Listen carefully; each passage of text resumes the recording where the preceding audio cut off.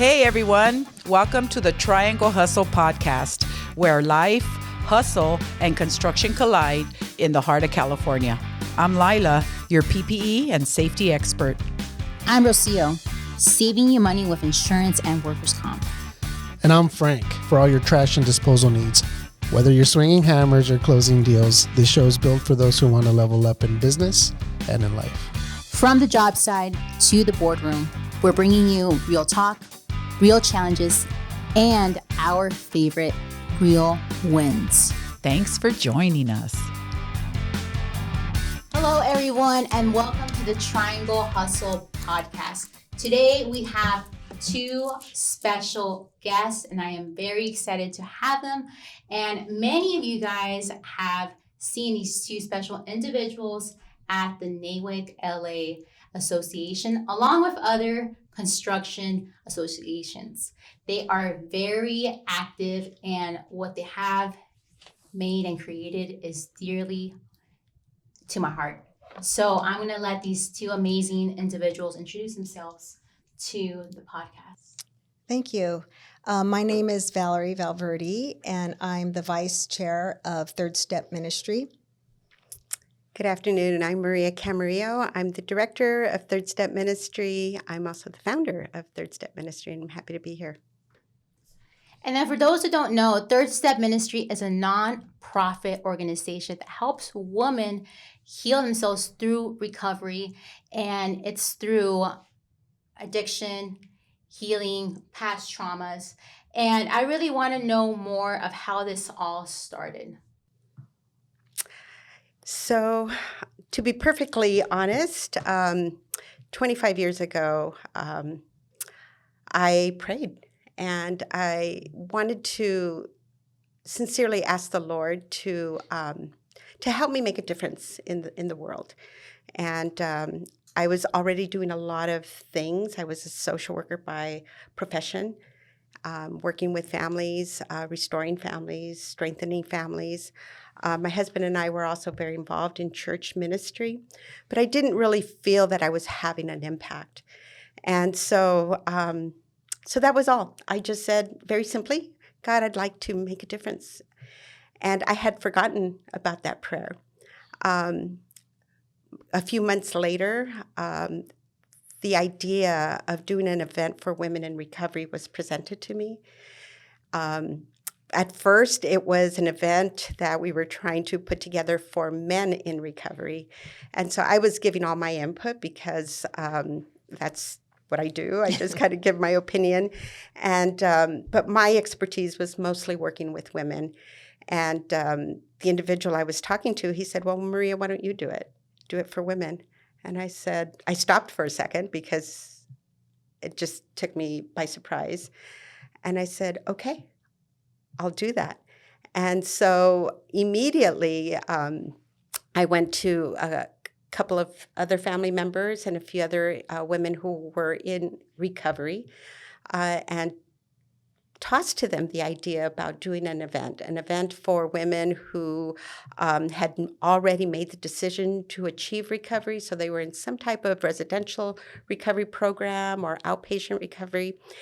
And an event that would celebrate them in their decision to achieve recovery. And they were all in. They just jumped in and said, that sounds great. So very naively, we thought, okay, well, what do we need to put this together? And a family member donated a few about $3,000, but it doesn't go very far when you're trying to do an event for, like think about a wedding, right? And so we thought, okay, we can't afford a lunch, we can't afford a dinner, so we'll do a tea. And so we'll invite ladies to attend a tea with coffee and dessert and that type of thing.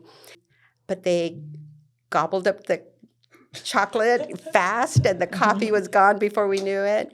But what really impressed us was that their response. We had a woman who came in and gave an inspirational message of hope, of the idea that they can be redeemed through faith, And they responded. Even before she concluded her message, they wanted to come up and be prayed for and receive support. And so my sisters and I just looked at each other and said, we're on to something, And so that's really the first event that we did. And then year after year, we said we have to continue to do this. And so all year long, we would raise funds, we would recruit volunteers.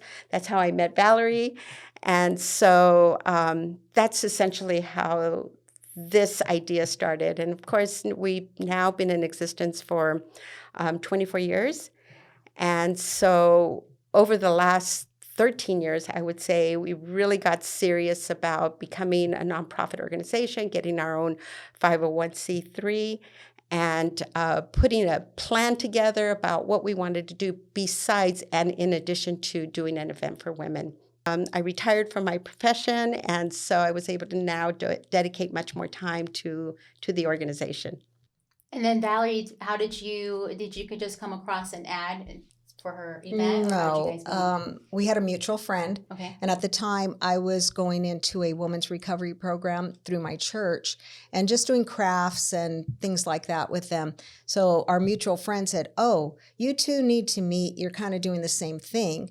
So we met, and she explained to me about the event. What she didn't mention is that first event had about 50 women show up. Mm-hmm. And then as of since I've been involved for the past 20 years, there's been almost 600 women. Wow. So it has evolved, it has grown, and we enlist about 240 volunteers. And what made you take that path? Or Well, my husband and I were already doing recovery ministry at our church. We both come from a background of that, so we have a heart for that. And it was just a no-brainer. I met Maria. She said, this is what we do. We have this event. I didn't quite fully get it. And so she said, why don't you come and just come and see? And I said, okay. And so I went, I saw, and was quite overwhelmed by what they were doing. It was a huge reach. I was doing kind of a smaller reach going into the homes. She was doing the bigger reach, but wanting to develop people to go into the homes to do more personal touch and connection with the women. So that's how we met and partnered, and I've been with her ever since. So yeah, about 19. Almost, 19 years. Mm-hmm. Wow. It's amazing. That's incredible. It's funny. I think when you say you are of the same mind, you see the need. You're doing it over here. You're doing it over here. And like we were saying earlier, you had a friend who says your friend should be her friend, so we can, maybe create a bigger impact or give each other, ideas on how to grow. And again, we talked earlier about like energy, because it could have been something very different, but now it's 19 years later. I think it's incredible. And I think the need for it doesn't go away. It seems like life just seems to get tougher and tougher, and we got newer problems. And it's just great to know that there is an organization out there very specific to the needs that are out there. So I think it's incredible, and I think you guys are onto something. Obviously, the time has been there, and I'm sure the impact, and you guys have some great stories to share with us today. And you guys provide homes, right? Or you guys provide locations? So we've moved into transitional housing, but we don't provide the housing itself. So what we have in the last couple of years, we came across a county grant that gives us funding so that we can connect the women who are transitioning out of residential recovery and still need to stabilize, still need to they're looking to get a job, they're looking to go back to school, or they are needing to get their children back. And so they're not quite ready yet to get their own place. Going back home, sometimes it's not an option. And so what we do is they contact us.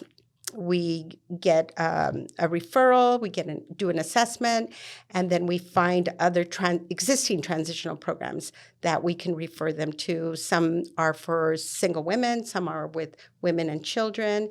And so we've been making those connections and helping them through that avenue, and we, through the funding that we receive, we pay for them to be able to be in transitional housing and living for about 3 months. I don't know why I got this idea. So third step, right? So what's the explanation for third step, right? Because there's obviously first step, second step, third step. Can you tell us a little bit? I was definitely wondering that? about that. Yeah. Because in my thoughts when I looked at your website, is there a direct correlation with the third step of the program? Yes. Of the big book? Yes. Yes, exactly. And So that's what I was leaning to. So yeah, why specifically the third step? And I'm very familiar. I'm in recovery, so. wonderful. Congratulations. Oh, thank you. Thank you. So we wanted to really connect with the women and for them to immediately know that this was connected to their recovery. And so if you're familiar with the 12 steps, the third step is the decision to turn our will and our life over to the care of God. And so the women immediately know that this is a spiritual focus event, and that is the core of what we do. We want to connect. We want to connect their recovery to the source of strength, of hope that they can have, and give them that connection to continue to believe that they can achieve recovery. It's one of the, all the steps are important. Yes. I'm currently actually redoing mine. Okay. And there's a third step prayer that I'm very fond of. I'm pretty sure you two know it. But Do you Not know by it? heart, but do you? Do you know it by heart? I knew you were going to put Oh, me wow. Why put me He on said the he was gonna spot? I don't know tattoo it by it. heart. Didn't you tell me? But It- I might at one point. You just want me to get another tattoo. It's on page 62 of the big book. That's Yes. all I know. So we were just talking about that because he's back in recovery and he talked about the 12 steps, and I'm also a recovered addict, but I've never done the steps.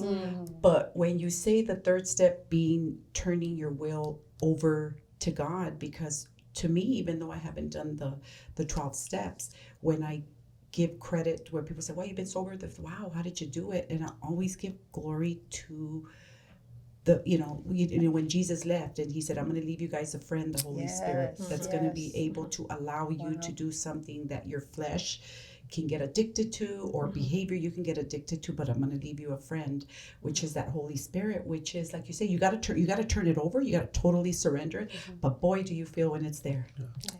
And the beautiful thing about this is that we have an amazing director / editor producer that when this airs, she's going to put that third step prayer up there for everybody. Yes, she will. Yeah, she's You know gonna she put it out will. there. She's going to put it I up love there because it. that's how dynamic she is. I think I'm what's pretty important sure. about that third step too is it's turning our life and our will over to the care of God. So there's 2 points to it, right? You make that decision to give your life over to God, but then there's the daily turning over, and that's the will. That's the part it's harder actually, is every day saying, I'm going to turn my will over to God. I can't, you can, I'm going to let you, right? That whole idea. And so just as in Christianity, so you get saved, but then there's a whole sanctification process. It's not like now you're saved and poof, you're never going to have a bad thought or bad moment or want to do a bad thing again. It's just not so.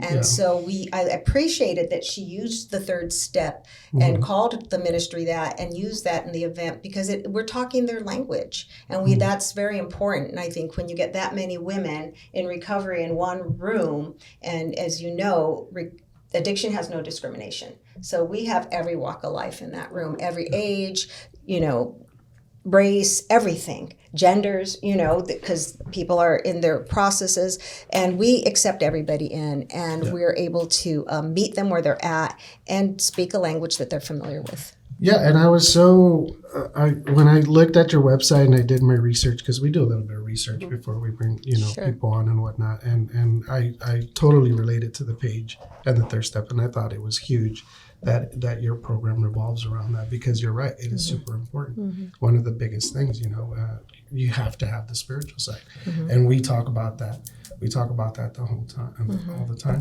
Right. And you have to have that higher power, Right. And without that, you really got nothing. No, it's true. So, and I think we were talking earlier, and I'm not sure if I have this accurate, but I think it's 80% success rate for people that do have some sort of spiritual higher power connection in their recovery journey, that they will succeed much more if they have that part. Absolutely. Yeah. No, it's great. You guys are doing great things. Yeah. Well, we really didn't know what we were doing when we first started. We just Like knew. us right now. Yeah. We just knew we were onto something to see the women's response, and really the women that attended were as young as 12 years old and already dealing with issues related to addiction, and as mature as maybe 60, 70 years old, coming out of incarceration. Yeah. And so we saw that it really crosses so many ages and socioeconomic levels, because that's what addiction does, right? Absolutely. It does not discriminate. No. Right. You know, I've met some incredible people in the program that I run, and you know, I have a sponsor who's a brilliant, successful man. Most of the people with addiction problems are very smart, intelligent. Oh, yeah. very Yes. intelligent, Yes. and but you know, they succumb to a thing, and that's not who they are, right? It's a No. problem that a lot of people have. A lot of, unfortunately, there's an unfortunate side, but there are answers, there's Yes. solutions. Right. And then addiction, it's more than just substance, alcohol, drugs. There's also Absolutely. food, women, Right. porn. There's all of it. Anything could be an addiction. Right. Yes. and- Even phones now. Yeah. Some of the kids, tablets. Electronic, Yes. You see Cowboy boots. Okay. that. But, going to your point, Frank, about people being high functioning addicts, it's the sense because when you don't heal what you have, you kind of have to mask it, right? You have this mask of like, okay, nobody knows, or you're doing it behind the scenes. And it's because you haven't healed that part of that person, and you kind of like low-key hate yourself Right. for it, because every time you go back, you don't have happy thoughts. When you are deep down, you go back to your trauma, you go back to that bad moment, you go Yes. back to that ongoing negativity, and it's a repeat. And that's why people end up going back to it, because they want to black out. Yeah. They don't want to feel any They want to pain. numb it. That's right. Yeah. And to that sense, it's hard. And I'm sure you guys have come across many people where it's really hard to say, I have a problem. Yeah. Which is step one. Yeah. Right? Is Yeah. admitting. The surrender. Admitting, Yes. admitting, Yes. yeah. And how do you guys like approach that, or how do you? Because I feel like with you guys have welcome people in with open arms, no judgment here. It's a no judgment zone. We want to help Safe you out. zone. It's safe zone. How is it that you point them or lead them? Hey, like you have a problem. Let's fix it. Well, first of all, most of the women that we're connected to are in residential treatment. So most of them, when they're there, they know they have a problem, and that's why they're there. Sometimes they're there though because they're court ordered, and so they're just doing their thing, and they're going to get out, and they haven't really processed themselves. And we have met women outside of residential. We get referrals from other people that say, "Can you talk to my friend? Can you talk to this person? They're struggling and they need guidance." And it's a process. I'll say that. And I'm evolving, but I used to be very direct. And they'd say, I don't know what I drink. So, well, you're an alcoholic. And they'd be like, what? And I'd be in shock, But what I realize now. The truth. Right. But the truth is, the alcoholism it's a behavior. It's a symptom of something much deeper, like what you were referring to. It is just an outward behavior. And a big message we try to communicate is, you are not your behaviors. You are not your behaviors. But we need to discover why those behaviors exist so that you can heal and no longer go that route anymore. So we've done a lot of work on our side in educating ourselves and having more understanding of trauma and being trauma informed so that we have a better approach. We love the saying, one TED Talk we heard said that the opposite of addiction is not sobriety. The opposite of addiction is connection. Oh, I know And that is so true, because most people that are struggling with drugs and alcohol, they do it in isolation. And if they don't start that way, they end up that way. So we are really big on wanting to keep connection, connecting them to other resources, connecting them to other people, just bringing them into church communities, just connection. It's so vital and so important to their recovery. And isolation is like the opposite, right? So it's just you. So there's nobody to keep account to, even though I might have told you, I quit, dude. And then you don't see me for a week. It's like, No. that I'm, if I'm not out connecting and I'm isolating, then the chances are, right, I've had a relapse or something. And I think that's why in the program, I think they always suggest that you have a sponsor, because there is strength in the accountability part, and right away when the sponsors don't hear from us, and the great thing is, they check up on you, and sometimes if we're not ready and we're getting high, you're going to hear crickets and so on. But the programs, they're so well put together. Certain programs are like a third step is focused for women, but there's like common, we all have like common behaviors, and it's finding where people are at, right, and just telling it's okay, you're here today. We're going to give you the steps because we're all humans and we have similar behavior, right? So these programs are built a certain way because they work. AA's been around for how long? Over 100 years, or I know it's been around forever. And why? Because it works, because they know. Well, this disease is a very lonely disease, and loneliness will take you out. That's why these programs, like you said, to your point, are so important. They're vital, because you're not alone. Right. You're not alone, and these things exist where you could actually go and you could talk and you could share and you could say, but working the steps, working with a sponsor, working with groups like Third Step, you do figure out what that problem was, and that's what you want to do. And walking through the steps, you figure out, okay, why am I so effed up? And they'll help you find out why. Yeah. And that's a good and a bad thing, right? Because I remember when I first started, they were like, well, the good news is you're going to discover your feelings. And the bad news is you're going to discover your feelings. Yeah. And you don't know when it comes up, because when you start working these steps and you start doing these things, even me as a man, and I shared with Lila the other day, I'm driving home and I'm having a happy day.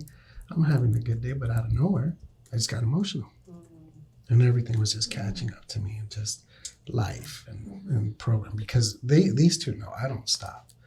But I keep myself occupied, because for me, becoming a better version of myself is so important. And I guess I was just tired and lonely, and it just comes out. But it's okay. It's okay to have the feelings. It's okay to work through them, and it's okay to share.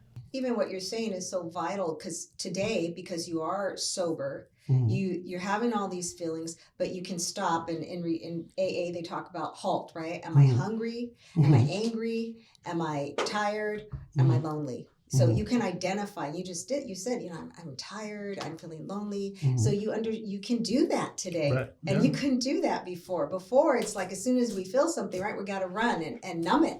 Yeah. Because we don't know how to feel. So a big part is learning how to feel, but not just feel, but know those feelings are not going to go on forever. They will come and they will go. Yeah. So being able to ride through them and not let them overwhelm you and become your compass for life. Right. I feel this way, so I got to do this. I got to make that decision, right. Or Yeah. So I think that's so cool that you can do that. Yeah. No. Just like like they said, the releasing of energy, because all it's trauma that you probably suppress. You drink or you get high, and then one day you want to be, you want to get sober because you've hit rock bottom, right? And you're like, I don't want to be like this anymore, right? And the recovery is very, very difficult, especially when you start to feel those things, because a lot of people will give up right there. Things get a little hard, a lot of people relapse. A lot of people will give up. But if somebody's really working their program, like you said, and they're in surrender, their chances of success and making it through another day, go way, it's higher. But therapy, recovery, how they say they peel back the onion, and you ask that question where all of a sudden it's like, I don't want to talk about that. And it's like, okay, well, we don't have to talk about that today, but obviously when you're ready, and then you feel, because you have it all right here, right? You have it all put, and then you start letting it come out. But they say if you let it come out, and certain things, once you say them out loud, it's almost like poison's coming out of you or something, and you feel this relief, and you're like, shit, I feel better. Especially if the person you're sharing with is going to tell you, like, it's okay. Like you said, your past isn't, who you are today. Let's go say sorry, or let's address it. And little by little, it's like, because it is, we're energy, and you let it out. Or just like when people talk, well, let me check your chakra. Oh, you got something stuck right here. I believe there's some truth to those things. It's just, getting somebody that can really, talk you through it. And that's why sometimes we do need a professional to help us, a doctor, Absolutely. a therapist. Or someone that went through it. Yes. So just to give you an idea about a third step event, we've evolved and we have actually created a very, what I call as upscale luncheon for the women. And so as Valerie said, we have about close to 600 women that respond. We reach about anywhere between 35 to 40 recovery programs throughout Los Angeles County and Orange County and surrounding areas. And they just tell us, expect 20 women from our program, expect 15 from this program. And so we just start making all the arrangements for them. And it's upscale in that it's linen tablecloths, it's linen napkins, it's a goblet, it's a hot meal. Wow. And we really want the women to feel special. We want them to forget about their past. We want them to be in the moment and just to feel accepted, deserving, to feel valued. And we do everything that we can so that they can just feel they're in an elegant place and that they are deserving of all of this elegance. And we have volunteers, 2 women at each table to whatever their need is, they provide them with the coffee or the punch or whatever it is that they need. We make sure that they have their chocolate cake because that's super important. Yeah, is that their favorite?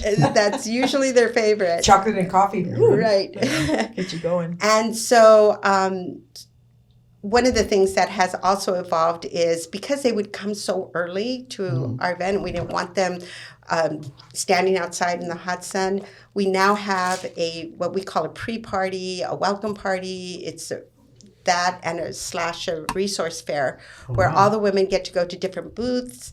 They have photo booths, they have makeup touch-up booths, they have jewelry makeup. They can make their jewelries, their bracelets, craft booth, and other resources that they can also have that come from the community. Wow. And so it's a resource fair in the morning, and then when the lunchtime comes, then we usher them over to, if you could imagine, a big ballroom. And lively music is going on for the women. They fully engage, they clap, they enjoy it. And then we have inspirational testimonials about recovery. Other women, many of the women that volunteer have also come through recovery, so they have a point of connection. So like a success story. They get to actually meet someone that went through it. And wow. And usually our keynote speaker has a powerful story that is very compelling, and the women respond to the message and to make the decision to turn their life over. A lot of people don't understand. You come to a certain point where you really hit the rock bottom. Yes. And they don't know how hard it is to get out of there. It takes everything you got, everything and then some. And then you show up to these places broken. Yes. Broken. And you talk about this event and it's like, wow, because for one day, you forget about that and you're acknowledged and you're treated like a person, which you are, because that doesn't define you. And that's really one of the points that I think you guys are getting across. It's like, hey, you're not that.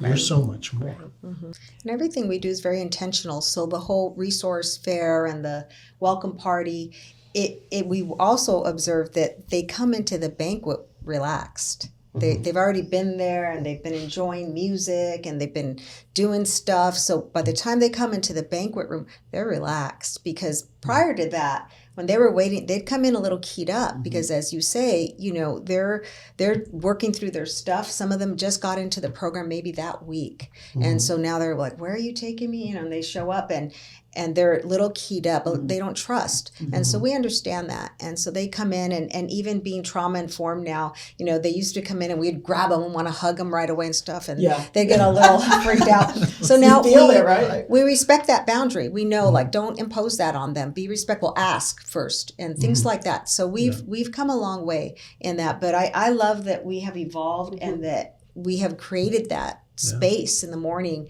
so that they come in and they're just in a better disposition. So how is it that you did become, let's call it, more emotionally intelligent to women that come from trauma? Did you go through certain training? I mean, is there some professional training that you guys took? We were exposed to a training called TBRI, which is Trust-Based Relational Intervention. And it came out of Texas Christian University, where they did a lot of research on children that had come from adversity. So in that, they have found the effects of trauma on the brain and how it impacts adults and relationships, especially relational trauma. So many of the women that we serve, they have come from relational trauma. So does that mean like when your husband beats you, or it could a variety of things, meaning just kind of attachment. It's based on attachment theory and how you were parented really in those formative years and how that impacted your brain and your ability to live in fight, flight, or freeze, right? The survival brain, the lower part of the brain, as opposed to the upper part, the executive brain. And when we've been raised in a lot of adversity and that has not healed, and you're going to be in fight, flight, or freeze almost all the time. You're in survival mode. And most of the women we have met have been in that mode, and they need to heal. And it takes, when you have relational trauma, it is the only part of the brain, the only organ that requires other person to heal that part of you. Interesting. So the only organ in the body that requires another human being for it to heal when there's been relational trauma. So it's a process, and we offer support groups on Zoom, and we've been taking them into the recovery homes now too.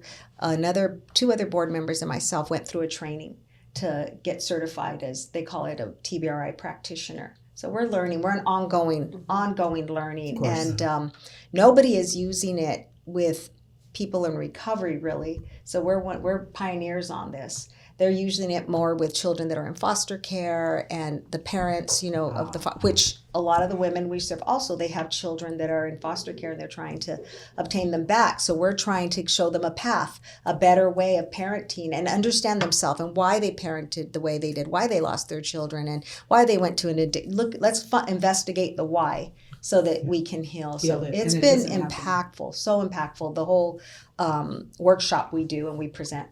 So I heard you say like the events that you have could be like up to 600 women. Mm-hmm. So how do you meet people where they are, and how is it that you get down to like the one-on-one?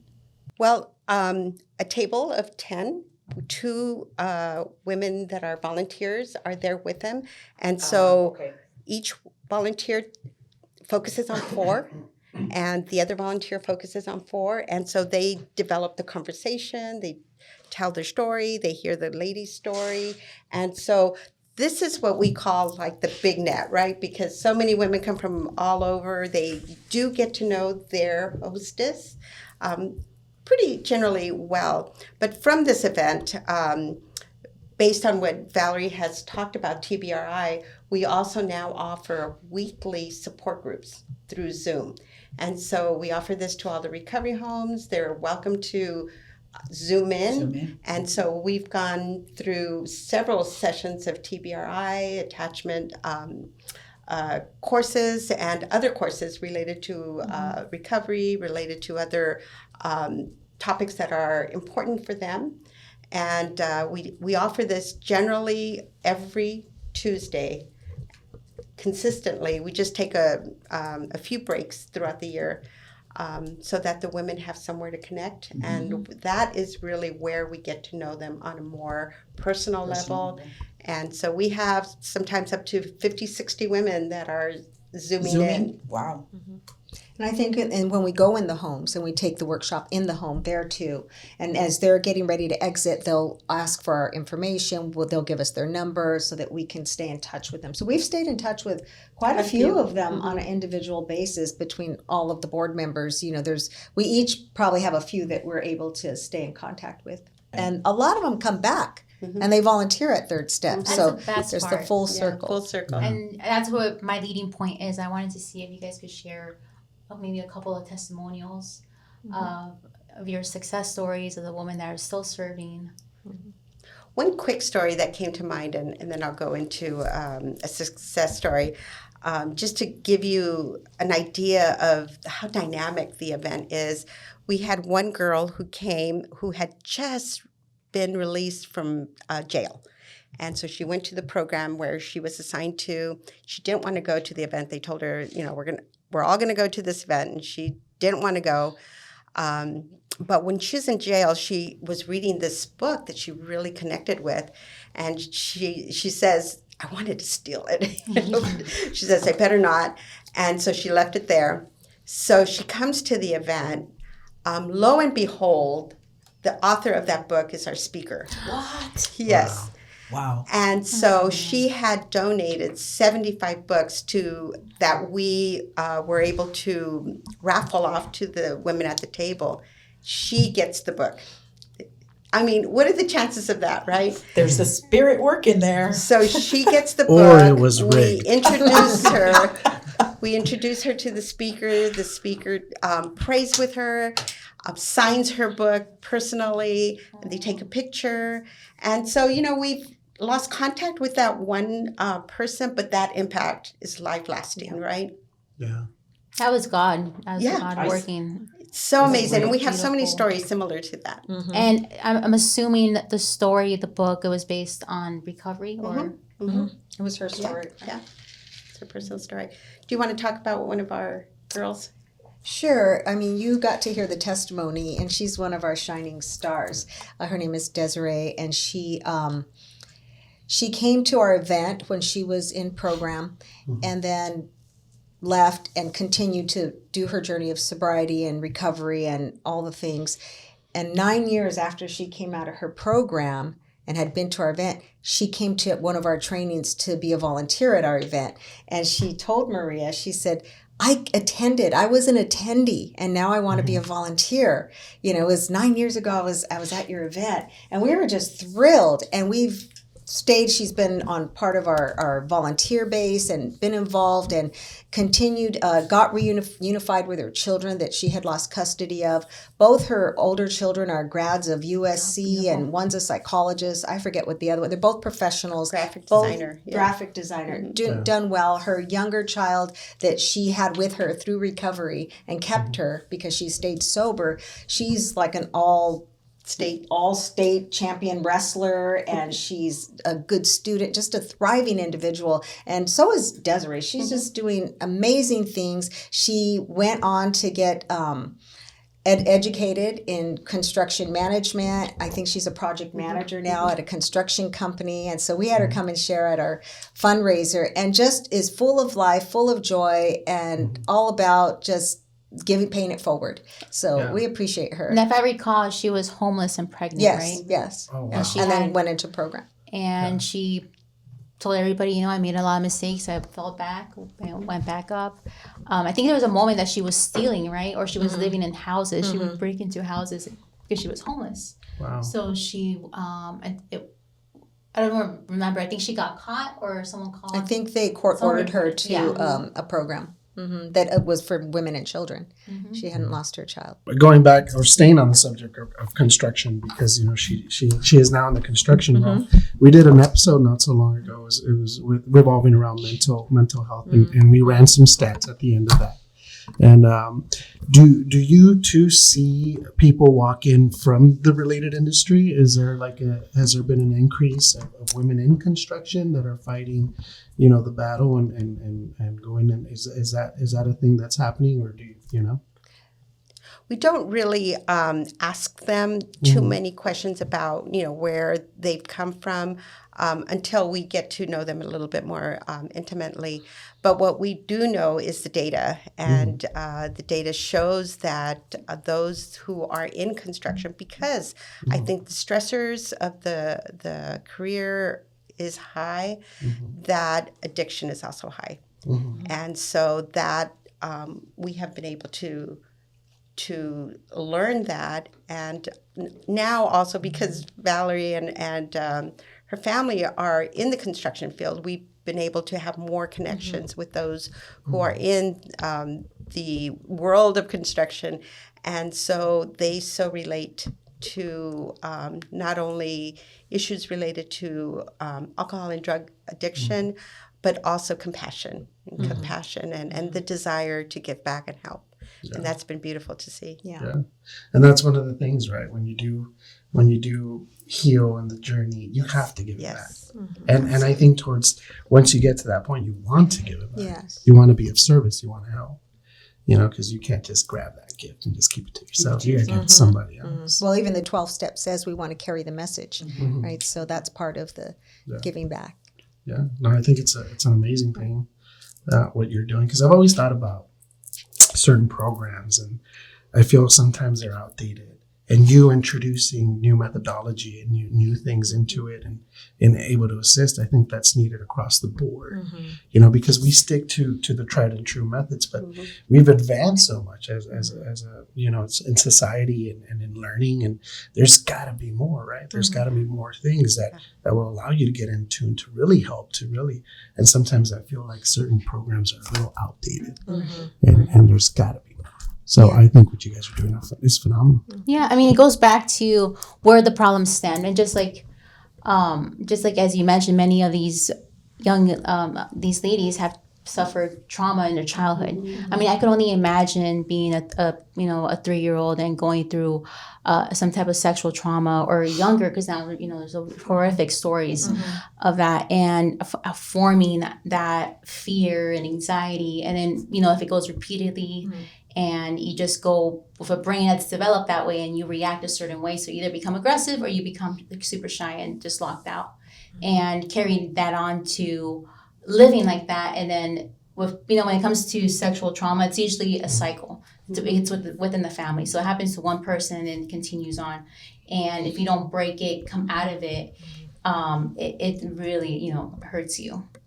Absolutely. And even, not even it does happen as children, but sometimes what happens is when they get into addiction, now they're in a vulnerable place, in a vulnerable state. So we've heard a lot of very traumatic stories of women that have gotten a boyfriend who's in a gang, and then, they've gotten high with them and they started getting addicted. And then before you know it, they were the party favor at the party, so there's a lot of just so many traumatic stories. Yes, the childhood things did happen, but there was no healing. There was no safe person. There was nobody to help. So then it carried on with them into, and quite frankly, I hear these stories sometimes and I get it.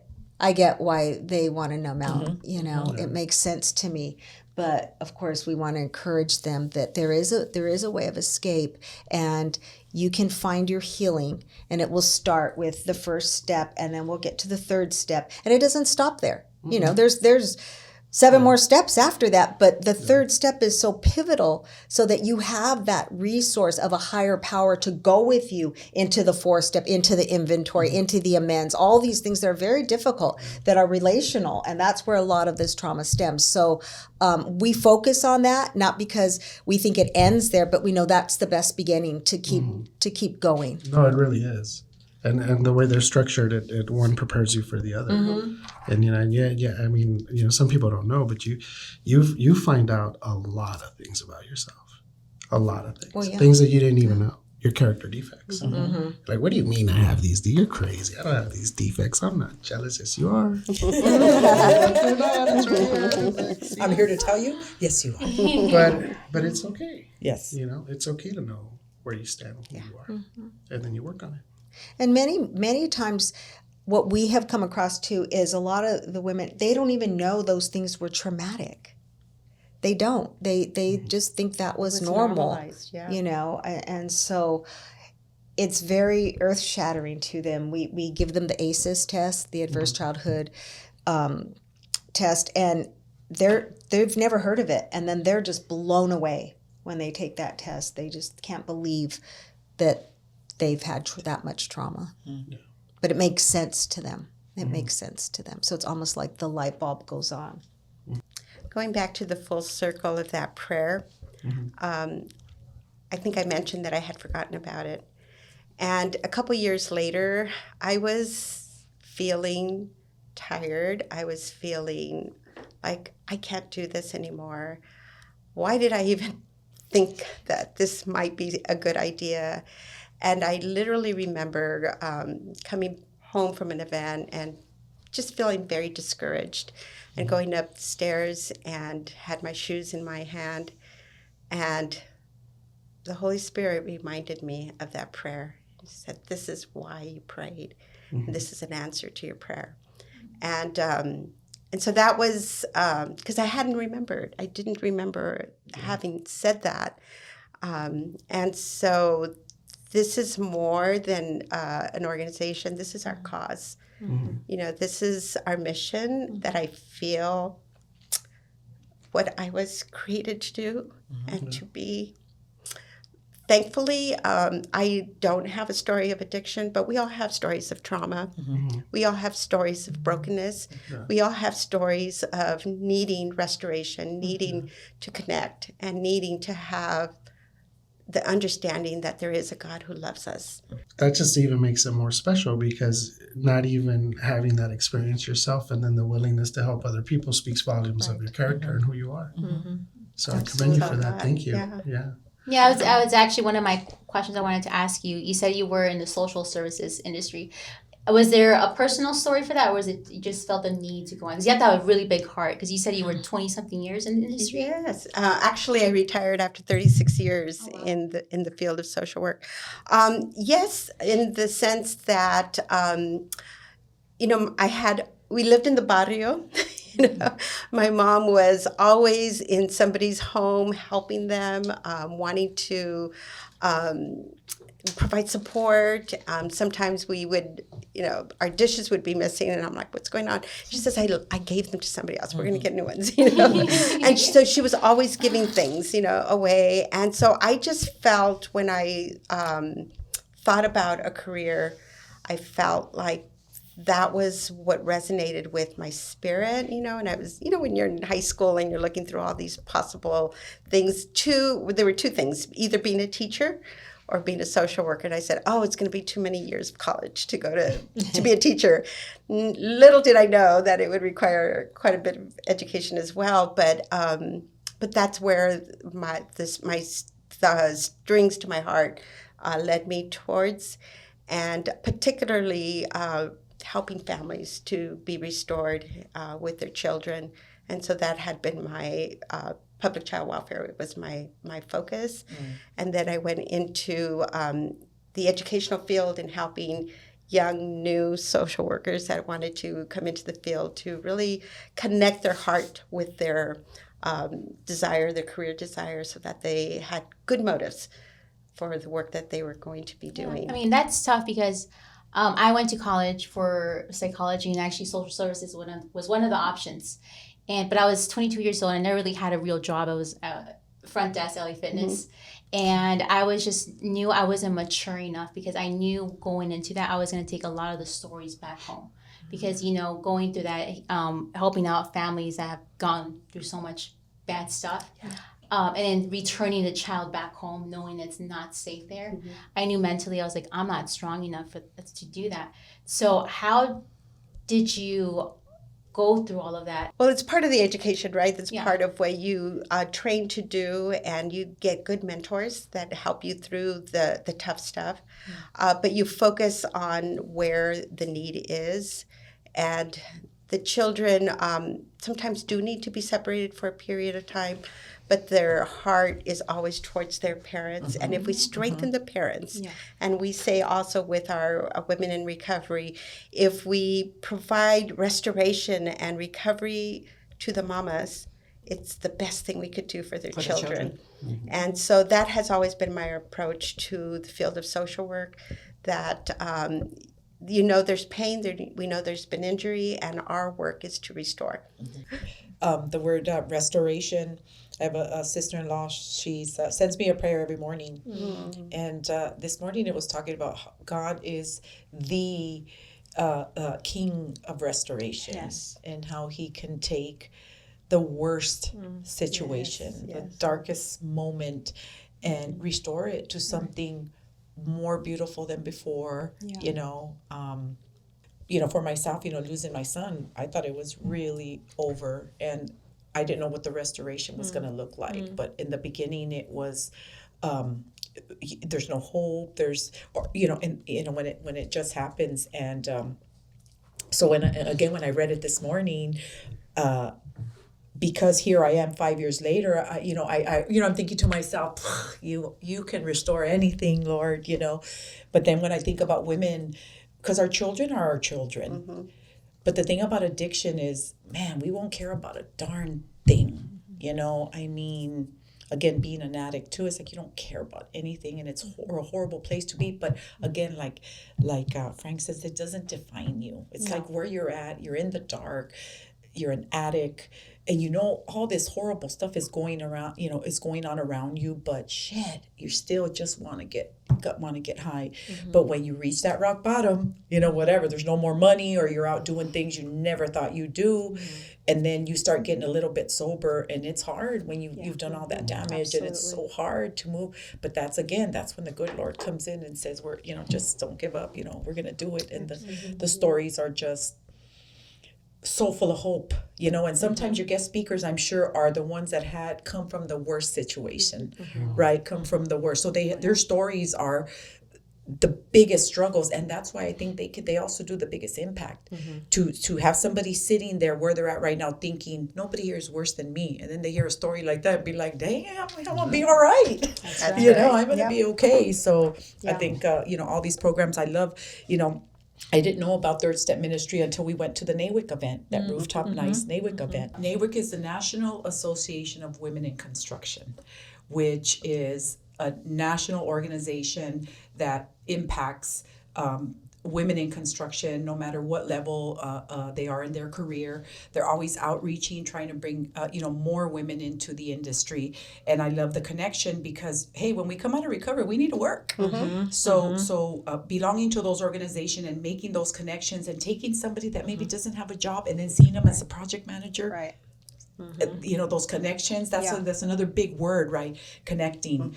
And it can always take us, to the next level. So again, shout out to Dawn Davis. We love her very much. And that's how I actually met Valerie. Maria, I'm sure you were there. I was there. There's so many people there, so many things going on. And I'm sure through NAWIC, you guys have probably been able to connect women, to get into the first steps of having a great job, because we need more women in construction, that's for sure. Well, we definitely want to move there. To be honest, that was my first introduction to NAWIC. I had kind of heard about it through my husband. They had supported other events that NAWIC had done.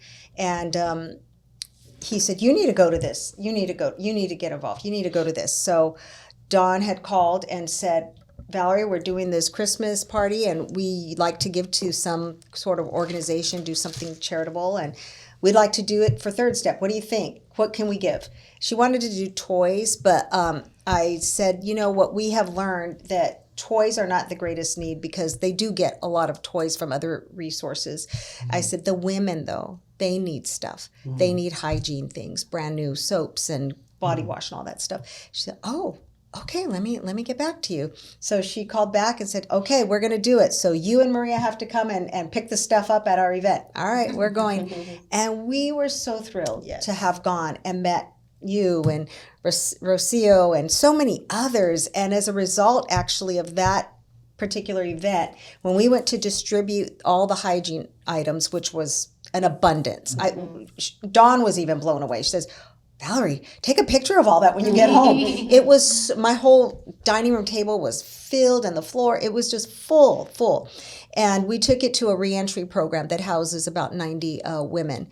And so we took it there, and one of the women from NAWIC came also, and she was able to talk to one of the residents and tell them about construction and how they could get involved, because this particular woman had gone to welding school. So I said, well, Dawn's really close by. And we were able to make... And Dawn's a welder. Yes, she is. And it gave this woman so much hope. You just saw her face light up and, okay, somebody really has connections for me here. And we want to do more of that, for the women, and take some of the NAWIC women in and to talk to them and let them know this is an option for you. This is an opportunity for you to have a job and to provide for your kids. So we're excited. and it's such an opportunity to take somebody and teach them a skill, right? Where instead of 4 years of college and coming out with debt, you could be in a union, and 4 years later you're driving around your new car and maybe a house. So it's a really really good opportunity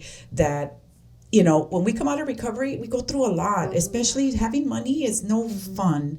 So if there's a component there where let's get through these steps, let's get you sober, and then we're going to put you to work. And it really, again, talk about building your confidence and giving yourself value and finding yourself in a really good place. Yeah, I agree. Well, I mean, I don't know, but if the third step gets back involved with NAWIC, I might consider sponsoring again. Oh, here we go. That's right. Yeah. Yes. You could just sponsor them directly. They have tons of events. Right? Yeah. But if not, Don't sorry. you guys have an upcoming event in September, October? That's our big luncheon that we're going to Yeah. have on September 27th. Okay. And we need men to help us with, there's Serving a the lot food. of, We love men. there, Not for nothing, but Lila and Chris have had my barbecue, so Yes. Oh, He can That's- cook. well, we need a Salsa lot and of, everything. we need man muscle. to help us unload the trucks, reload the trucks, set You got up, tear Two down. volunteers in the room. Awesome, Yeah. awesome. They're both from the Yes. gym. We're more than Great. happy. Yeah. And actually, the response from the NAWIC was just so Yes. incredible. I've met with a few of the women now, and they're saying, "How can our company get involved? What do you need? What can we do?" And we're blessed. And then the golf tournament, of course, and so many contractors and suppliers and people all over that are affiliated with our business just support it, and we're so excited about that, because they just love it, and they buy in, and they like what we're doing. They want to be a part of it. So that's been a tremendous blessing. Another really quick story that I think you'll enjoy listening about. This young girl, we actually had her share her testimony at one of our events. She had lost her mother when she was very young. She was about 10 years old, and was passed around from family member to family member. And fast forward, she ended up living in a tent over by the Angel Stadium, the tent cities that were setting up over there. She was living there, drug addict, had lost 3 of her children to her addiction, and she was pregnant with her baby, and was able to get into a program. And so through her program, she was able to recover from her addiction. She was restored to her children. There was one child that was adopted, and so that's something that she still grieves, but she was restored to 3 of her children. Fast forward, she is now applying to get into law school, Oh Wow. my goodness. if you can imagine. There's that. so many. Yeah, There's so, so many many stories. stories. I mean, Yes. it's. Yes. I mean, they're just all coming into my Right. mind right now.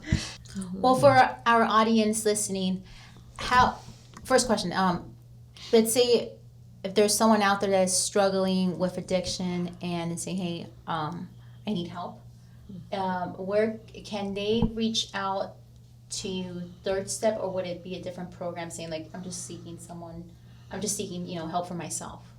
She can definitely contact our website. Our website is thirdstepministry.org, and we would refer. We would refer to a program, whatever program seems to be most appropriate. So, we're always happy to give referrals. Awesome. And sometimes it's not a program. Sometimes they just need the support and the connection to others in recovery. So we'll connect them to other meetings that we are familiar with, faith-based meetings, and even regular AA meetings, but where we know people that go there and they're good meetings and they're healthy, and so we can also provide that. And then second, for our viewers listening who want to participate and take part of the program, where can they reach you guys? The same. Same, thirdstepministry.org. Where can they write the checks to? That's right. Third Step Ministry. Yeah. And there's What's a PO the box. Zelle? What's And the we do Zelle? have What's a the Venmo? donate button. What's Yeah, we have a donate button on the website. So Yeah. Hey, you guys heard that? Donate. Yeah. One of the questions that was asked of us is what's next for Third Step? And one of the things that we are hoping to be able to do is to establish our resource center that Okay. is family focused. And we're also able to provide a lot of our own resources to women. Something also similar to a sober living program as well is something we would love to be able to do because we see the need. And so those are some of the things we're looking forward to. We'd like to be able to develop enough base so that we can launch those kinds of things as well as have full-time employees. We don't have any. No. Everything is voluntary. Everything that we do, everyone is voluntary. There are a few that we pay, a little bit of money to Very little. do our website, to do different aspects, to do our TBRI training, those kinds of things. But we'd love to be able to bring on an admin. yeah. Do you guys have, let's say someone's out there is interested and is looking for a job, would you guys be able to take someone in right now? No. We can't afford them Okay. right now, but A that's volunteer basis, Yeah, yes. on a volunteer basis, Any absolutely. volunteers out Any there? volunteers? It's the Yes. best Yeah. recovery group for Yeah. women. So Right. if you have extra time and you've got administrative skills, thirdstepministry.org, please reach out. Yes. Yes. Thank you. Thank you. I was actually gonna quit this show today because Lila doesn't want to pay me, but after having you two on, I'm gonna stay. So thank you guys for coming. This was incredible. I really hope, for our listeners, if you know somebody, please reach out. This is something where the supernatural can happen because it is Third Step. So it's not just human, it's superhuman. So Thank you for having Thank us. you. We appreciate the opportunity. Thanks for listening to the Triangle Hustle podcast. If you like what you heard, please give us a follow, a like, and a share with anyone who might be interested in hustling with us. Leave us a comment. Let us know what other subjects you'd like the Triangle to cover. We'll see you next time.